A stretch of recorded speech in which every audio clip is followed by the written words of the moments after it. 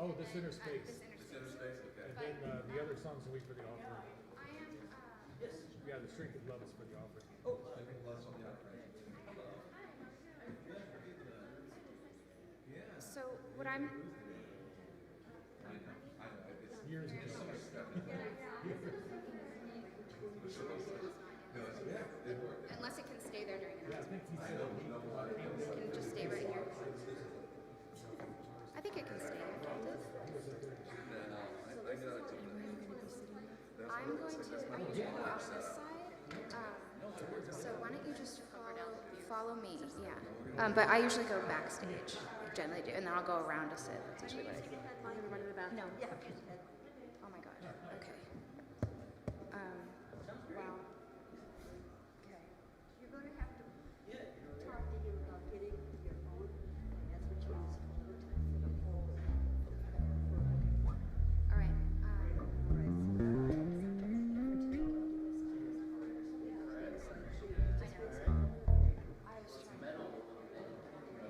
Honey, it is so good to be here.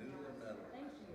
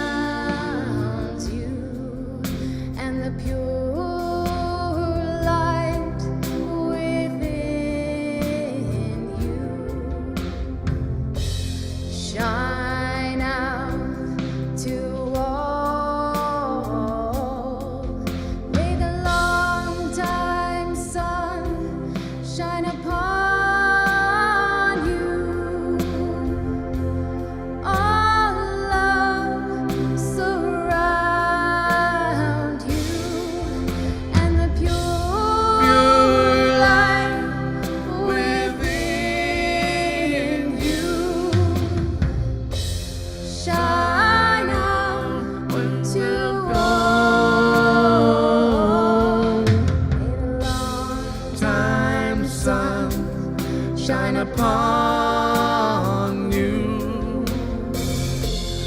All love surrounds you, And the pure light within you shine out to all. Shine out to all.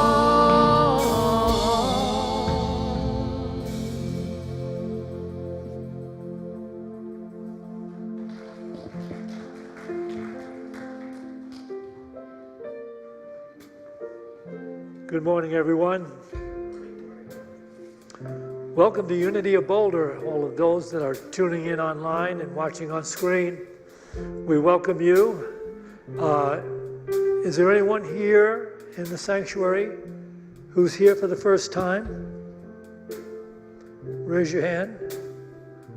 Okay. Oh, no. You've been here so long, you're part of the wallpaper, you in the back. You're just trying to get another gift out of us. All that.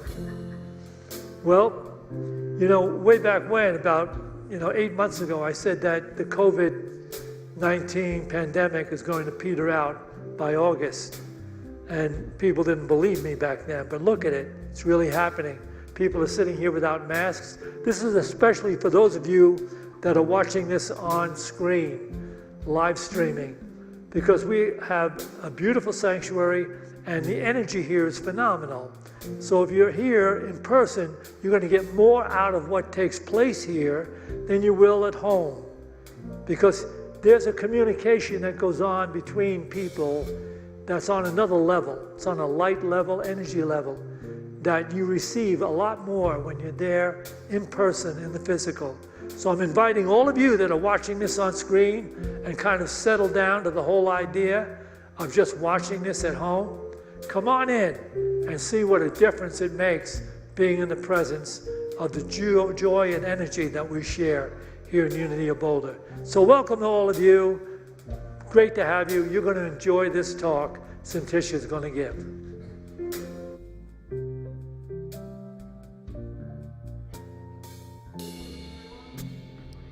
Once again, welcome to Unity of Boulder, those that are here in person and online.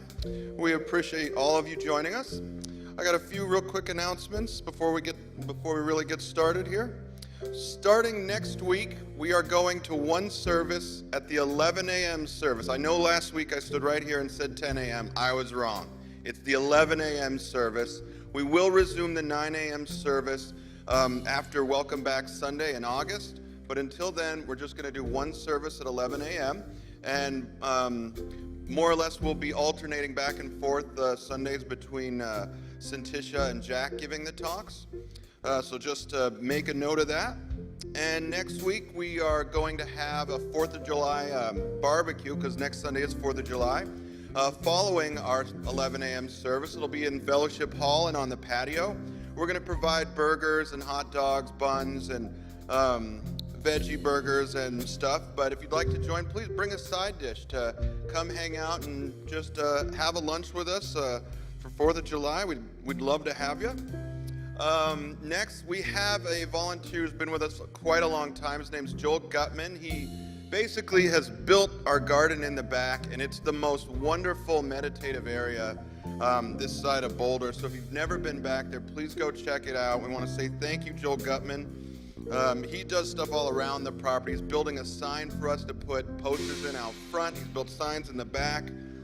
Go check out his hard work in the garden. And also near the garden, we have a new meditation area.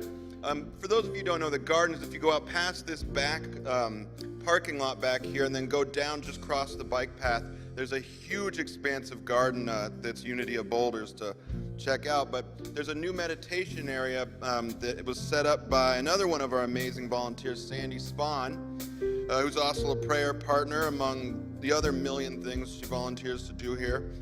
So go check out our new meditation area out back here. The weather's going to be fantastic for that, so go check that out. And that is all. Thank you.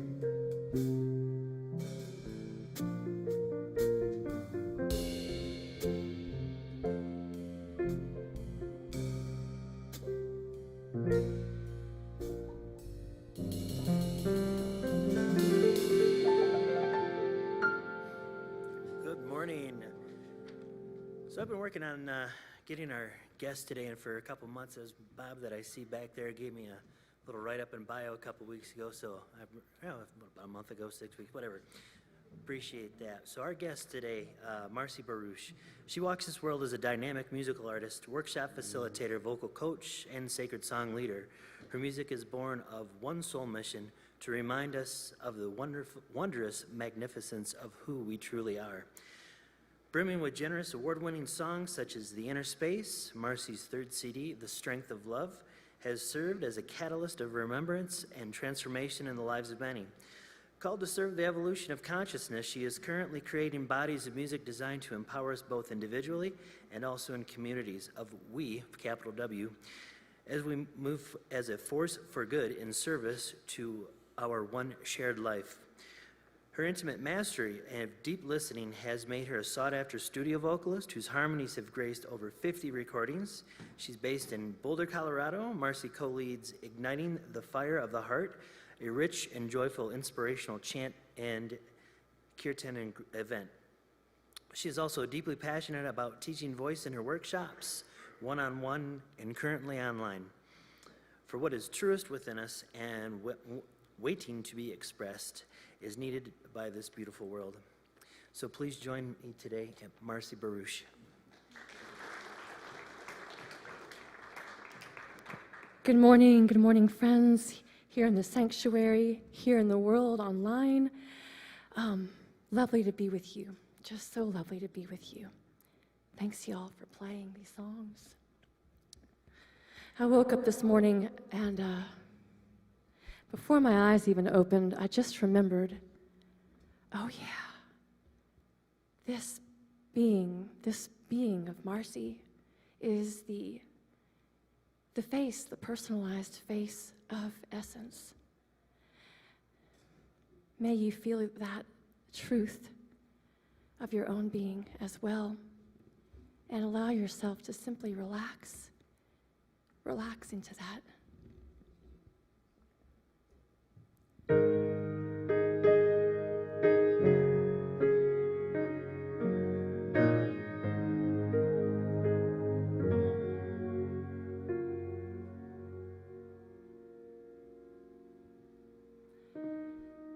This inner space has the power to set me free. It's the cavern of creation and the truth of you and me. This inner space, an eternity of time. It's the moment of the holy now and the allness that is mine.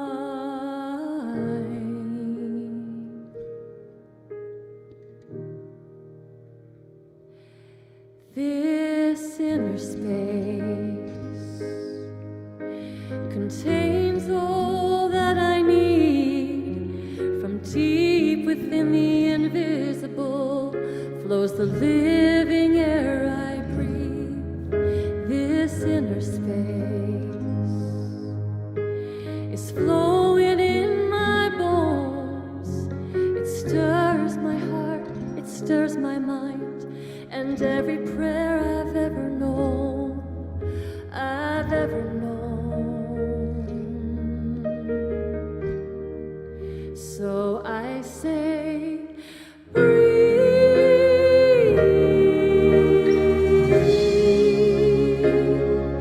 Just breathe.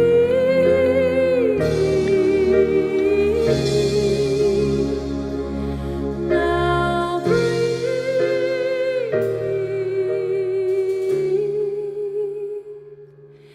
This peace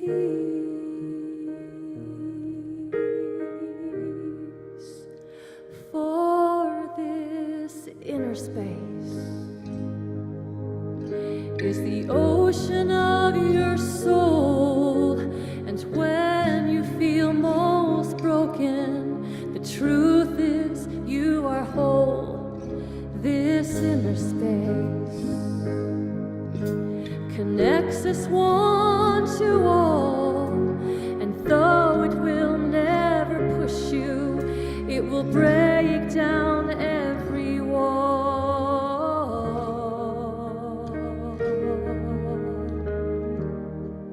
So I say,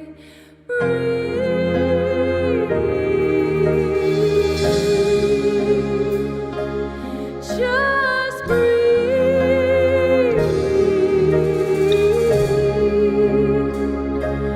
Now breathe.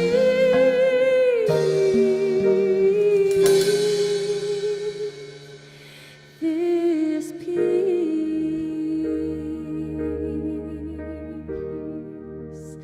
for this inner space invites us to renew in all my endless choosing.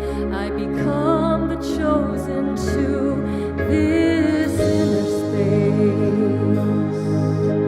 It never knows the past. In a quiet place, you can hear it, and it might just make you laugh.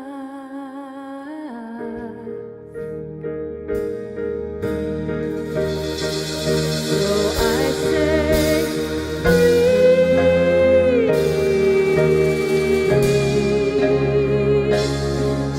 Just breathe.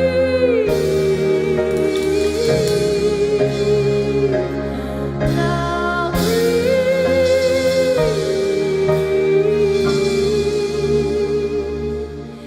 This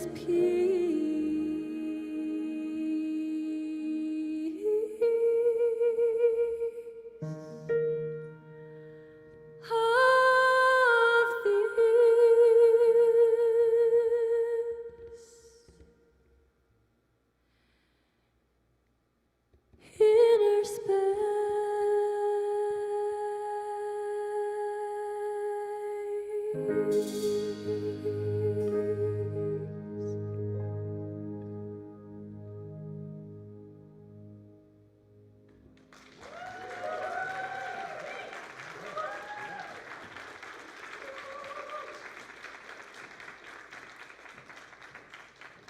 Thank you. Wow. Oh, wow. What a beautiful way to start. Marcy's pretty well known in the Unity movement and performs at Unities all around the country, as you could see why she would be definitely desired. And our band got all the music and accompanied her beautifully. I mean, beautiful job, you guys. When I perform in the future, I'm going to have higher expectations on you. I'm just teasing you. Yeah. Maybe she gave you more preparation than 5 minutes. It could have been that. So my talk title today is Expectation of Our Good Keeps Us in a State of Gratitude. Expectation of our good keeps us in a state of gratitude. Expectations keeps me passionate about my life. Expectations keeps us in a state of gratitude about all the good that is on its way to us. You know, I usually form my sermons because of meetings I have with people and counseling sessions, and try to find the currents in between them, that there's some sort of similarity. And it was really an exciting week, actually. So many people are stepping into new territories in their lives as far as careers and new ways of handling their children and new ways of, you know, doing things that they've never done before. And it was wonderful to hear and watch and see people stepping out of their comfort zones and taking advantage of this new dawn, this new time. You know, we went through this internalized time, kind of a time of refuge to connect with what is truly important. You know, what do we want to birth into the rest of our lives? Some of us are middle-aged and looking at the next half, or some of us are before finding the spouse and having children, and what you would want to bring to those kind of relationships. And there was a tide of excitement of the new, and then there was also the fragility that comes when we start charting into new territories that we've never done before, right? So I saw this quote, expectations of our good keeps us in a state of gratitude.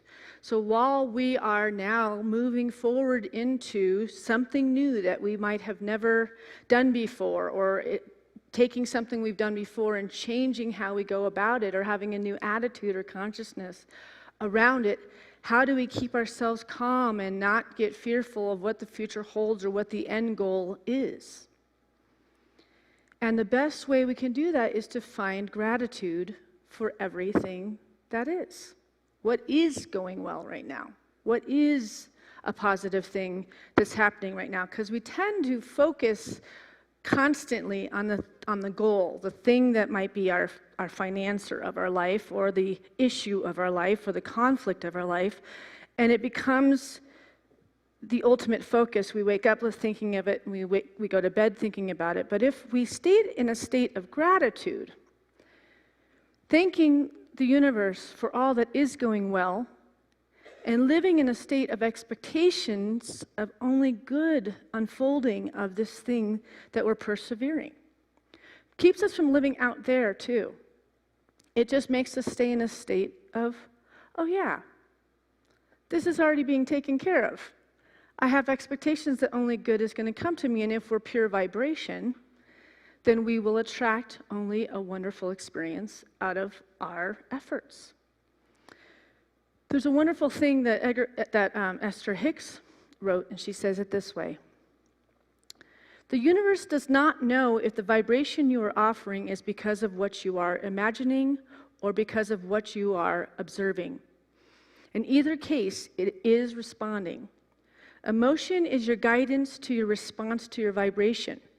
Your emotion does not create. Emotion is your indicator of what you are already creating.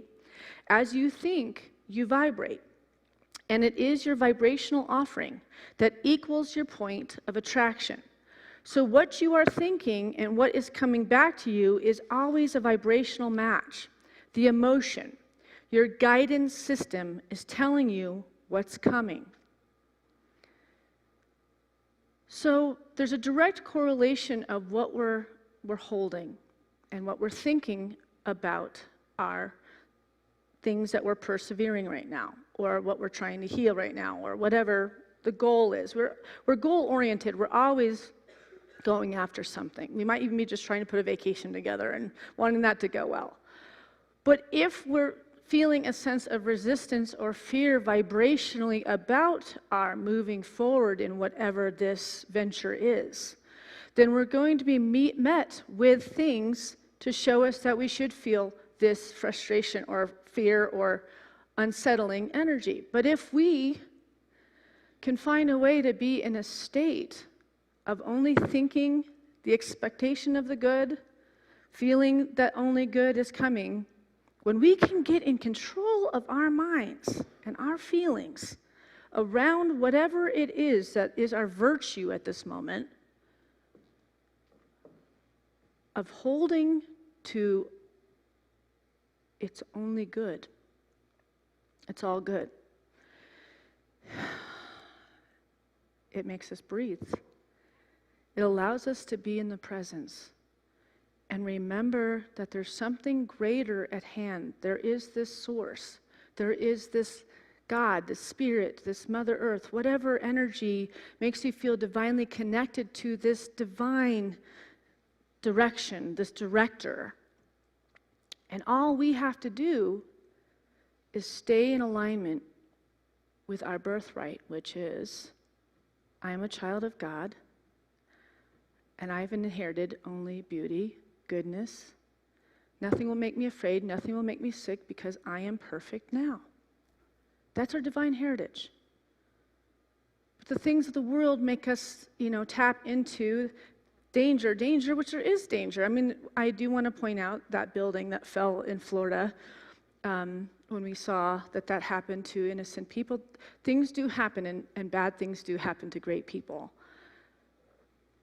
But a lot of us are living in a state of freeze. that something like that could happen, because we've been in this world right now that is super turbulent, very unsettled, and definitely not divinely guided as far as the leaders overseeing it in many ways. And so we really have to take to task our own consciousness. And what is the vibration we are adding unto it, right? I didn't even see that on the news. I haven't actually watched the news for 2 months because I realized I can't watch the news and stay calm, right? I literally passed a newspaper a couple days ago, and it was the Delta variant. I'm like, I've not even heard of the thing. And I said that walking in the office, and this person's like, oh, you haven't heard about the Delta variant. There's a new level of coronavirus. I was like, whoa. I don't want to talk to you about this, honestly. I really want to stay in a state that I am a perfect child of God, therefore I do not inherit illness, and I am perfectly safe and at peace. I hold that vibration. I live in a body that I believe is created by God and that it can overcome absolutely everything. And if you want to live in your place of being in fear, what are you going to attract to it? Fear is the greatest attractor of negative experiences. And you have to be brave, and you have to have faith that there is this greater something at hand always. So are you looking upon the solution of the situation that you are going after, and are you looking for the expectation of healed issues of any situation? And are you resonating with the good that's coming to you? Or are you resonating with the problem that made you get the inspiration to want to go forward and do something different? We got to really sit with that. Because a lot of times the negative thing that's happened in our life is a teacher. And we can just get stuck there, just mesmerized by this prism of all my good has left me. Or when we get that divine inspiration, we're like, oh, my whole world is ahead of me. Gosh, I got stuck there for too long. And what do I want to vibrationally connect? And what do I want to see in my mind's eye? And what do I want to expect about all the good that's going to come to me? When we live in that state, we literally wake up the potential for a miracle existence.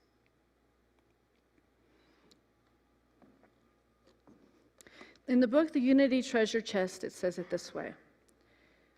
Begin right now to talk plenty, think plenty, give thanks for plenty.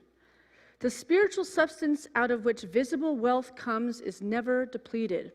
It is right with you all the time. It will respond to your faith in it. It will yield according to your demands upon it. It is never affected by your ignorant talk about hard times, but you are affected because your ideas govern your demonstration. Let me read that part again because this is very, very important. It will yield according to your demands upon it. It is never affected by your ignorant talk about hard times, but you are affected because your ideas govern your demonstration.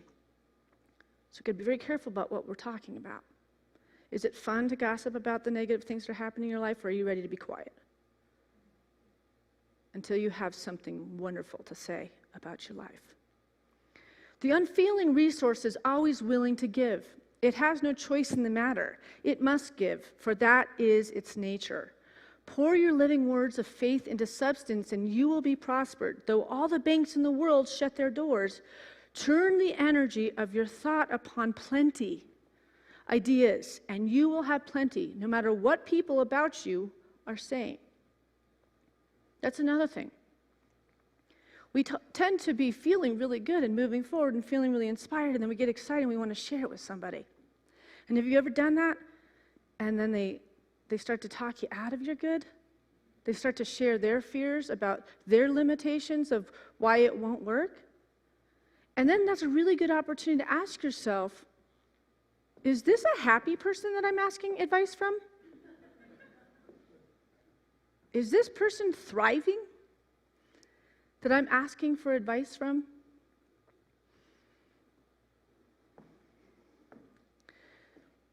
In the Bible, it says, the blessing of Jehovah, which is God, it maketh rich, and he addeth no sorrow therewith.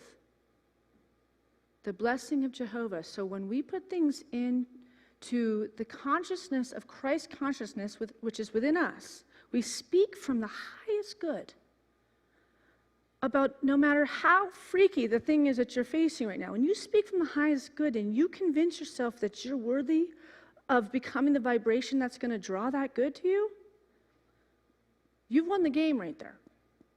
You don't have to come here anymore. But it's easier said than done. Because we do face challenges in life. We do face challenges with court. We do face challenges in marriage. We do face challenges with cars, finances, bosses. But wouldn't that be wonderful if we could build the default system in our being to always rely on, oh, maybe this door's closed, but it's all open over here. Esther Hicks says, abundance expands proportionately to match desire. Abundance expands proportionately to match desire. So that statement can really speak to how we feel about ourselves. Sometimes we desire things that we don't believe we're worthy of or are smart enough of or have the career that could ever pay for us to actually create something that would fulfill this desire. And once again, that's none of your business. You can just get into an expectation of your good coming to you through gratitude. Yeah, that doesn't mean laziness, not putting your feet underneath your dreams and moving towards this goal that you want. But when you really do that and you let it go and you just keep staying in a state of gratitude and thank you, God, for everything, when it appears, when you see the moments, when things shift, you say thank you, God, and recognize that everything is God, then you're truly enjoying this wonderful life, regardless of the times that we're in. So I have a good example of this. So we've had this church since we built this church in 1992. We opened the doors. And all of my childhood, we were in a church on 16th and Spruce. And it seemed like my whole childhood, there was a thermometer on the side of the stage, raising money for the church. The church.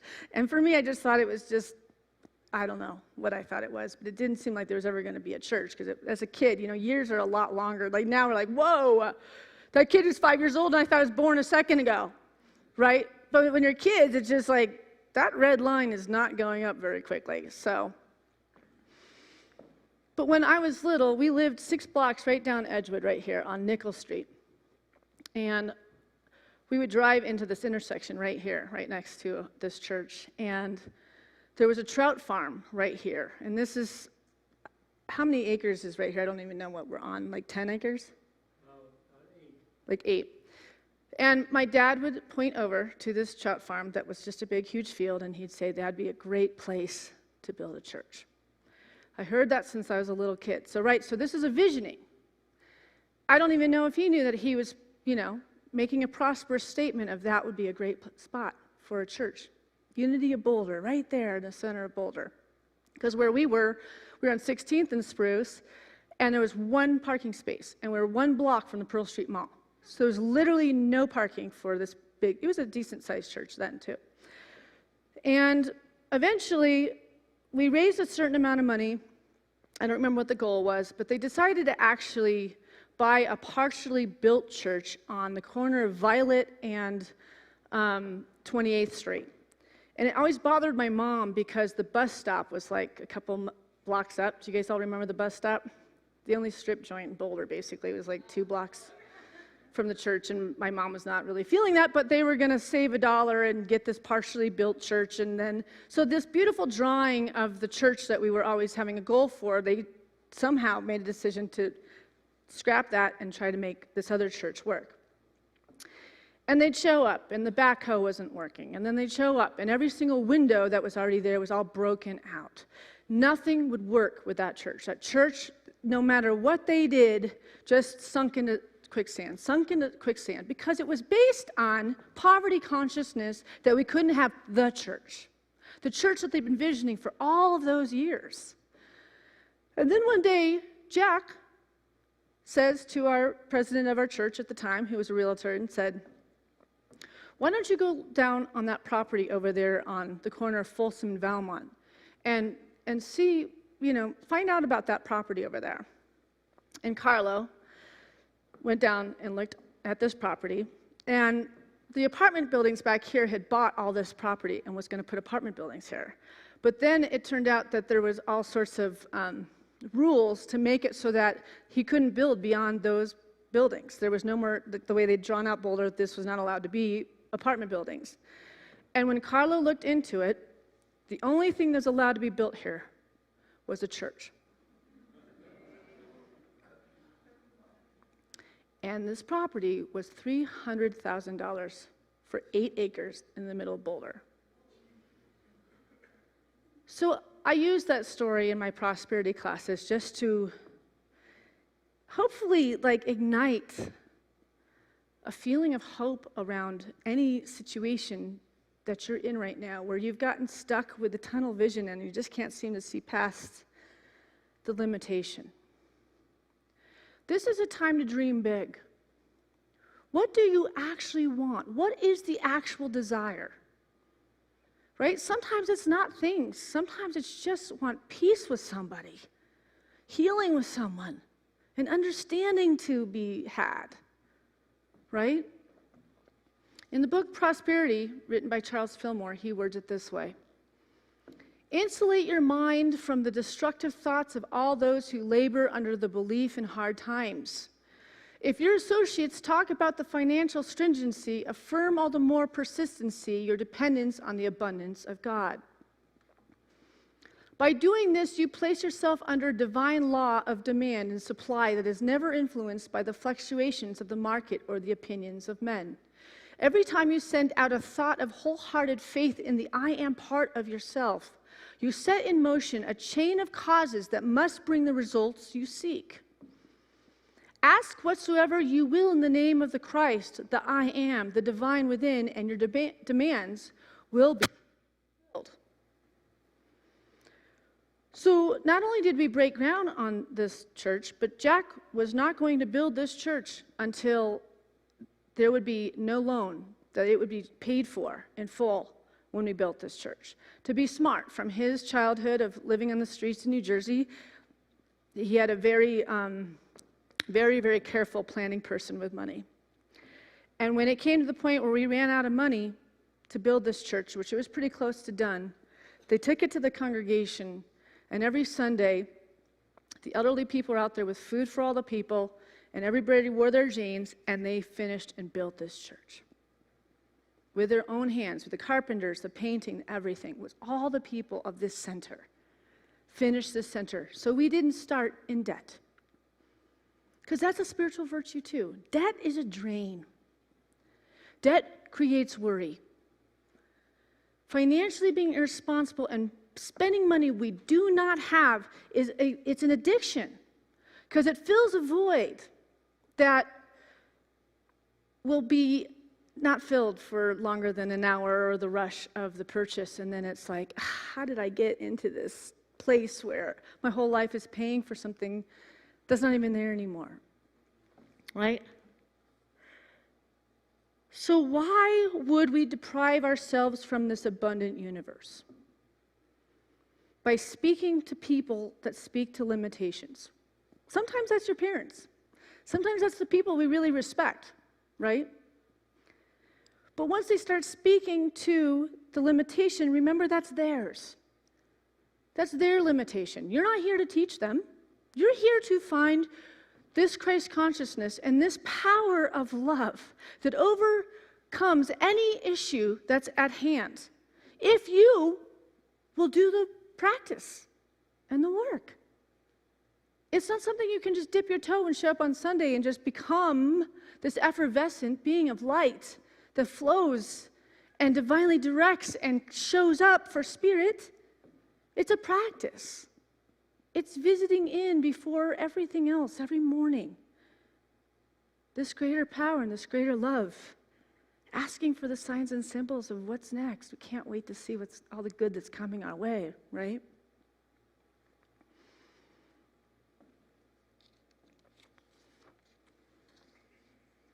So my desire lately has been for God to give me signs and symbols for my connection.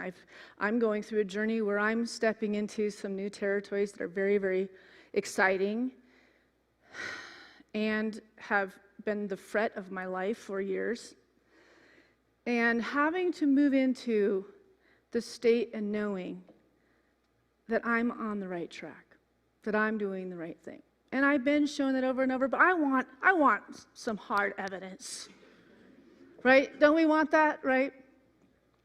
And the other night, Mike says to me, hey, I got to go out to the garage. There's this huge dragonfly that's flying around in the garage, and I don't want it to be trapped there all night. And I said, okay.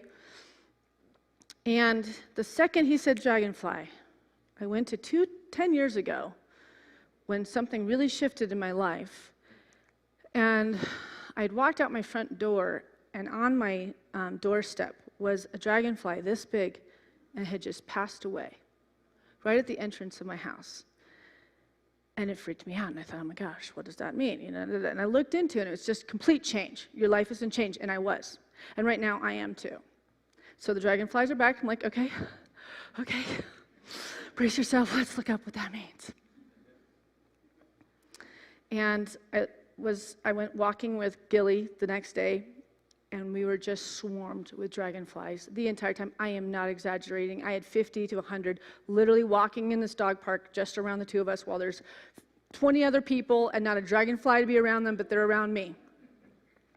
Then I get in my car, and I'm driving, and I'm thinking, God, there must be like a dragonfly migration going on because it can't be just happening to me. And I'm like, look, Katya, because she's in the front, look at all these dragonflies. They're just going like this in front of my car. They're not getting hit. They're just doing this the whole way to Boulder. I said, look on your phone. What does it mean? And she goes, this is what it means, Mom. Dragonfly totem. The dragonfly carries a sense of identity.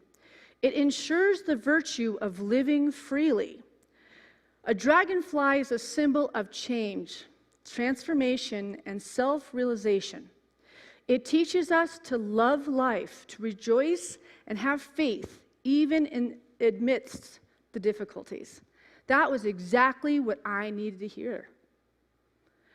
And I always encourage you guys to use the signs and symbols of spirit whenever you have a baby fawn or something cross your path. Look it up. The universe is showing us all the time.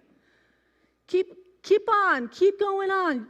Look at those signs and symbols. They're in everything that's happening around us, but we're just so tunnel visioned and we don't notice. So I'm going to kind of shift. I'm going to shift this energy because I have had an intention out there, and I'm going to share the story, and it will make sense of why I brought this up today. And I'm going to just tell you a story, and I'm going to have Larry just kind of take us on a little journey. And I want you to take you into the good moments of your childhood.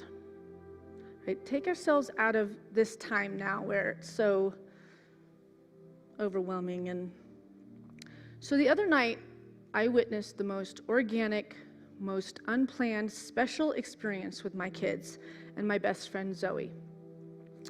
She and I have been friends for over 30 years. And we both know everything about each other, so I pretty much always could end any sentence that she's going to say. But that night, she had some things to say that I was not expecting out of her. And it was the answer to a call that I've been putting out to the universe.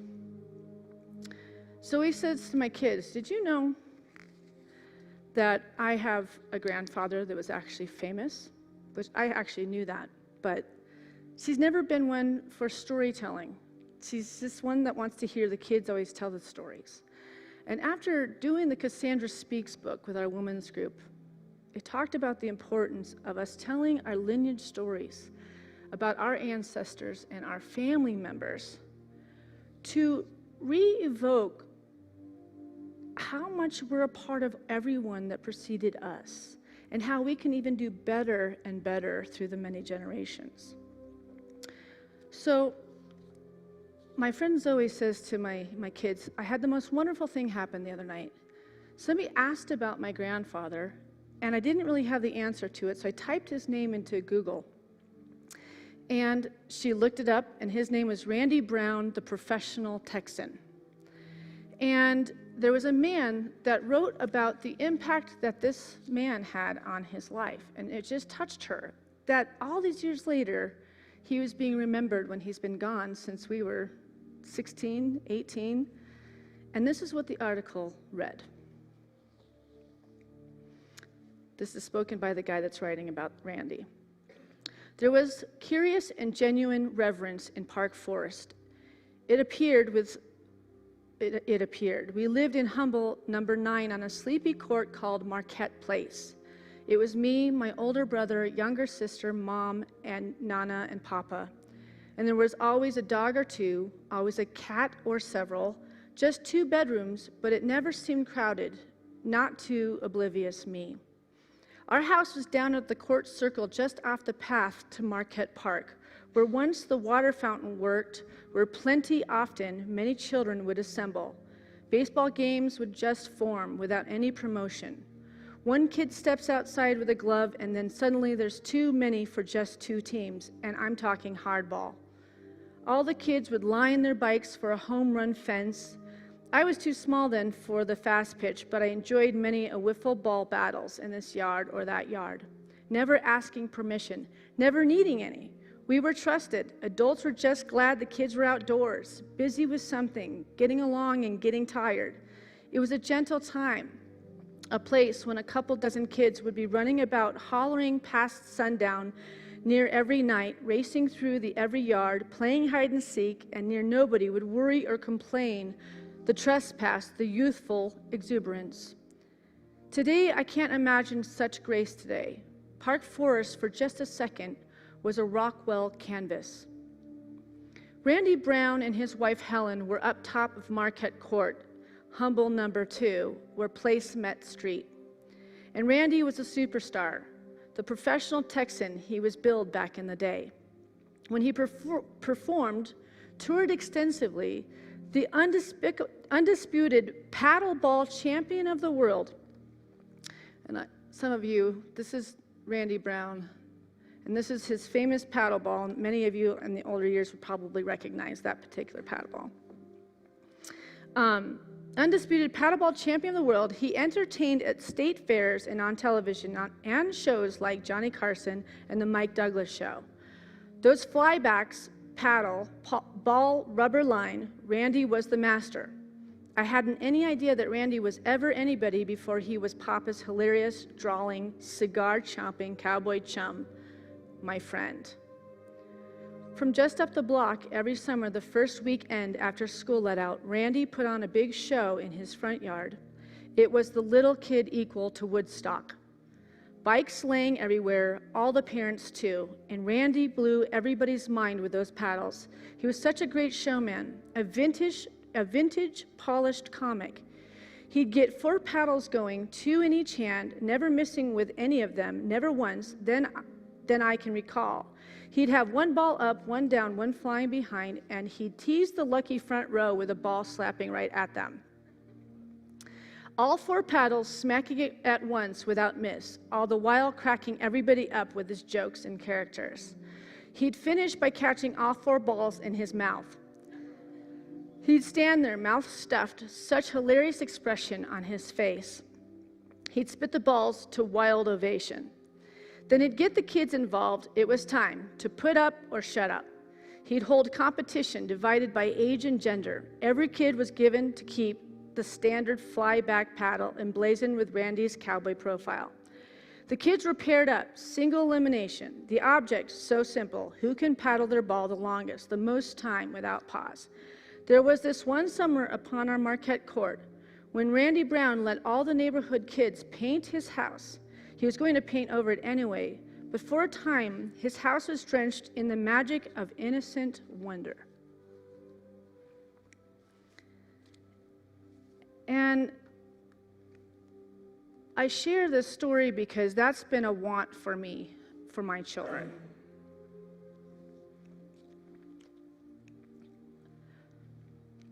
I had a childhood like that, where it was magical, and running kids and being in other people's yards and nobody caring. It was just, and that's not the experience for children now. There's so much fear around the way we raise these kids. They're so isolated. And I don't think that this COVID thing has helped. So as my friend read this story to my kids on our porch the other night, with pure elation in her voice, sharing about her grandfather, I was going down the memories of my childhood with the same feeling of the group of children that were free to play until sundown, riding bikes, ice skating on the streets in the winter, roller skating, and our parents also were not worried about us. My dad had this whistle that you could hear for probably 12 blocks, so we knew when it was dinner time. And until then, you're good. And I love the statement that was written by Sally Roche Wagner. She said, "History isn't what happened only, it's who tells the story." Who tells the story? That exuberance from Zoe was this proud feeling of being a granddaughter of a man that loved children, that loved the magic of children. His entire performing career was around making life fun and playful, taking us back to a simpler time. And last week I was talking about us and this world. If we have everything we need for a world that works for everyone, then what are we willing to do and be a part of to create that world? That story reminds me that maybe we did do some things correctly in the past, that maybe moving forward the way that we have been isn't the best way always. There are some things we need to leave in the past. But there were slower times. There were actual childhoods before. And to see a school system that really embraces that play, that sport, that beauty, that's my desire. That's the thing I've been putting out to the universe. And then she comes up with this story. So I couldn't stop thinking all night how wonderful it was to bask in the feeling of the simplicity of my own childhood and how that story brought me back to my own life. I was thinking about a world that did get something right in the past, and maybe there was a way to bring it forward to now. All I could think was I wonder if the story had an impact on my own children. Will they raise their children differently? Did this empower them to form life in a way where there is less technology and more playing outside for children? Ever since this conversation happened, they have not been on their phones nearly as much. They've been outdoors. They've been on the trampoline. We have a little above pool. My son's playing his guitar constantly, and all he wants to do is skateboard. Something shifted in them. I don't know if they knew that a childhood like that really existed, even though I've tried to pull it off. They're making the changes. So abundance, expanding proportionately to my desire. That was my desire, and something called this magical storytelling night that shifted something in my children. And it also made me think about, what is the legacy that we want to leave? Like, if you really had so little time left, how would you want to be remembered? Because this Randy Brown's been gone for 20 years, and his life has been reinvigorated by touching somebody's life. And I want to share that on this video.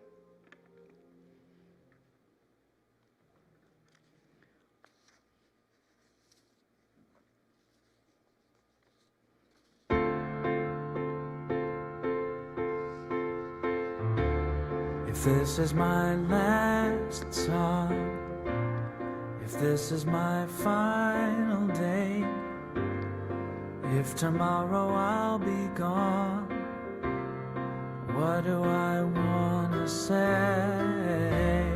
If this is my last song, if it's my time to go, when my body's moved on, what will I have to show? No, not fortune or fame, they scatter to the wind. The things that make a name just don't matter in the end.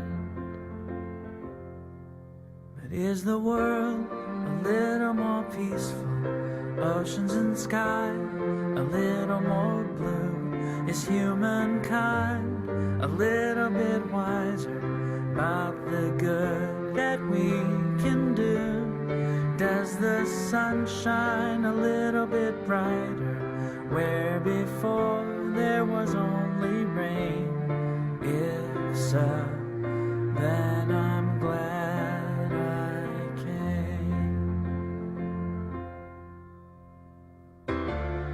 If these are my last words for all of the earth to hear, if all that I have ever been is about to disappear, if these are my last words, there's nothing that I need to say.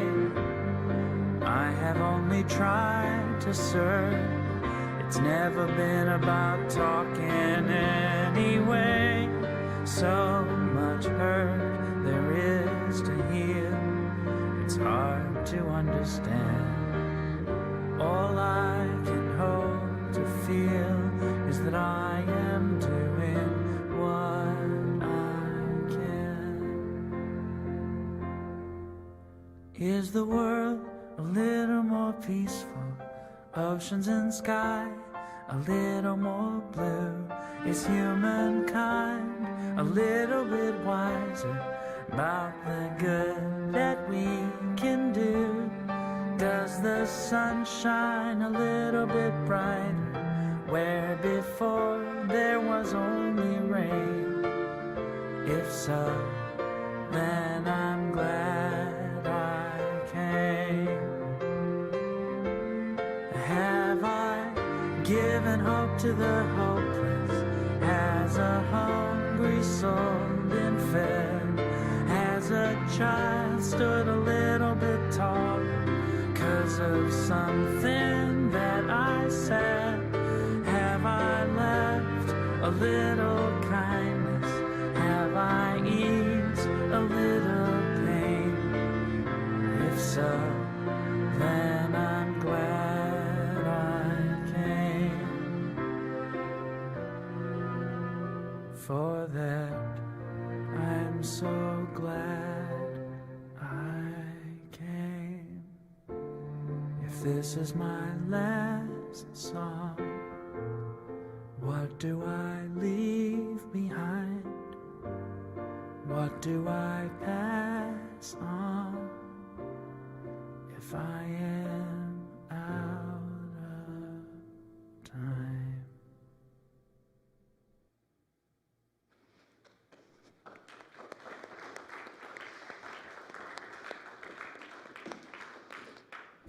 And that song is by Daniel Namad, who won the award this year for the best artist in the Unity Movement. And he sang that song when he received his award a couple weeks ago. And I thought, such an interesting choice of a song to sing at that moment. And then I can't stop thinking about it. And so I bless you, and I hope it blessed you, and it blessed me. We are still in such a sweet world. And there's so much hope. We have to hold on to that and create that and visualize that and radiate it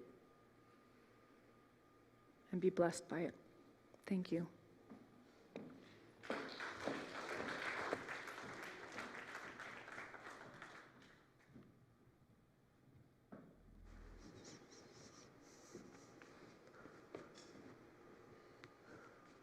It's always a blessing to sit in on Syntysche's services because you always get inspired You know, it's easy to get caught in the everyday motions that become, rote, just going through the motions.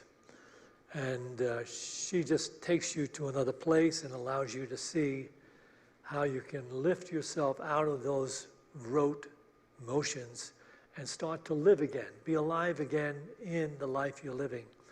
It's such a beautiful blessing to be able to sit here every Sunday and do that. And as you know, most of you do sit here every Sunday and experience that beauty. Before I take the offering, though, I'd just like to say that we will be going to one service specifically starting next week. So the 11 o'clock service will be the only service for the month of July and the 2 or 3 weeks in August. And then after that, we'll probably go back to 2 services. But with that said, I want to invite all of you that are watching this on screen to join us. Why don't you come into the 11 o'clock service next Sunday? Let us know how you feel. We know you've been tuning in. We appreciate your offerings because they support the ministry here. And so we'd like to see you up close and in person. We're even going to have to try next week to have a regular fellowship right after the service, so there'll be coffee and tea. Oh no, we're actually going to have a barbecue next Sunday we're going to have a barbecue afterwards. So there's another reason to show up and participate in this beautiful picnic-like barbecue that we're going to have. Anyway, we are so blessed in unity. So now let's take a moment to bring to mind that blessing that we receive and that we want to support in our lives. And bring that gift to mind that you want to give to Unity of Boulder. And let's bless it with this offering prayer. Divine love, through me, blesses and multiplies all that I have, all that I give, and all that I receive, because I give. And so it is.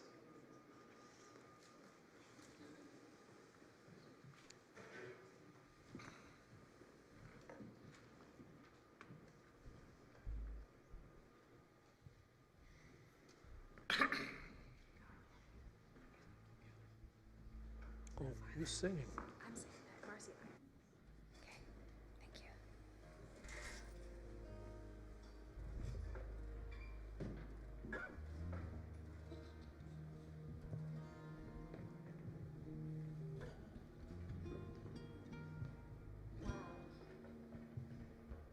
Is the mic on? There we go. I said to Syntysche earlier I could just sit at her feet and drink in the wisdom that she shares. Thank you, Syntysche, and it's just so good to be with you all. This is the strength of love.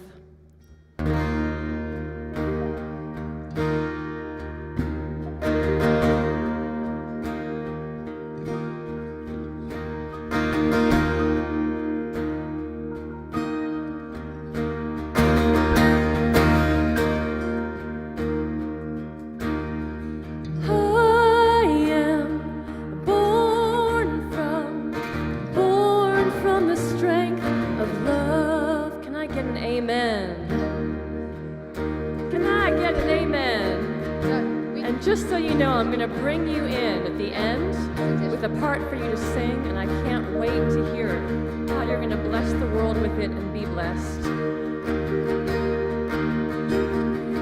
I am born from the strength.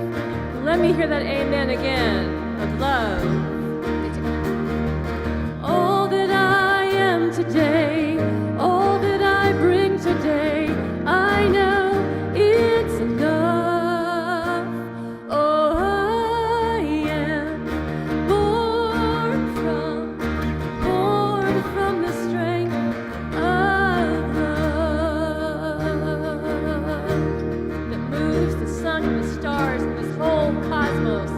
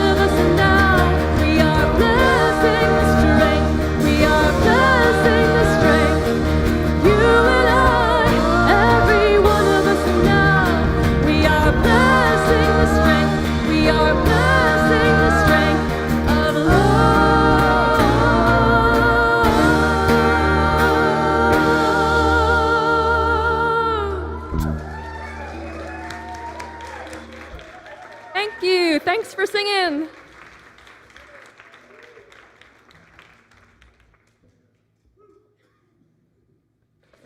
You can come back anytime you want. Please come back all the time. We love it. That was awesome. Thank you so much.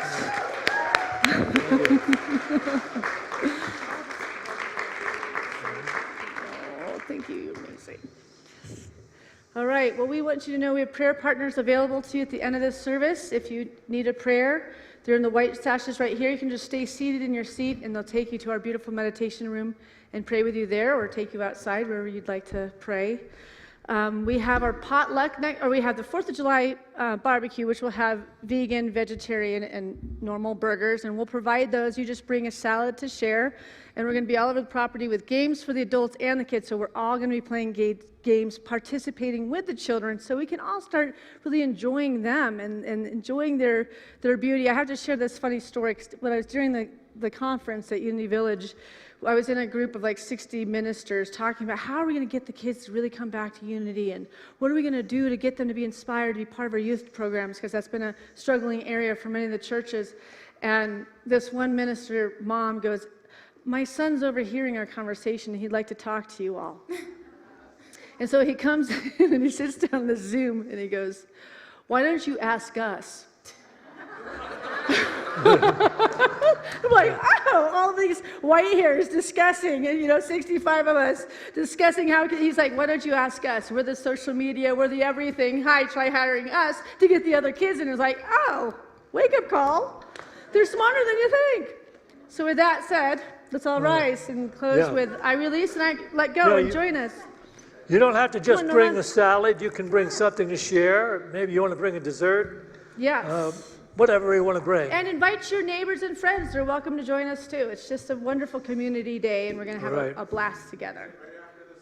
It's right after so there's only one service next week. It's at 11 now, every Sunday, till our Welcome Back Sunday, which is the 22nd of August. So we've got about 6 weeks, and Jack will be alternating with me. I'll speak next Sunday, and then it'll be Jack. Okay. What's the note? I release and I let go. I let the Spirit run my life, and my heart is open wide. Yes, I'm only here for God. No more struggle, no more strife. With my faith I see the light. I am free in the Spirit. Yes, I'm only here for God. I release and I let go. I let the Spirit run my life, and my heart is open wide. Yes, I'm only here for God. No more struggle, no more strife. With my faith I see the light. I am free in the Spirit. Yes, I'm only here for God. I release and I let go. I let the Spirit run my life, and my heart is open wide. Yes, I'm only here for God. No more struggle, no more strife. With my faith I see the light. I am free in the Spirit. Yes, I'm only here for God. Yes, I'm only here for God. Yes, I'm only here for God.